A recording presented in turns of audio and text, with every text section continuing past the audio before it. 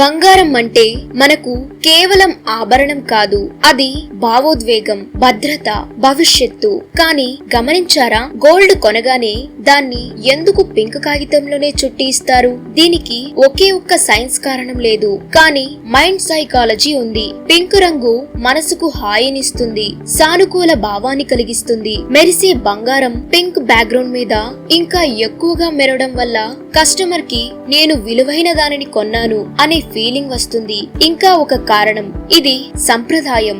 ఏళ్ల తరబడి జ్యువెలరీ షాప్లు ఇదే రంగు వాడడంతో బంగారం అంటే పింక్ పేపర్ అనే ఇమేజ్ మన మనసుల్లో ఫిక్స్ అయిపోయింది.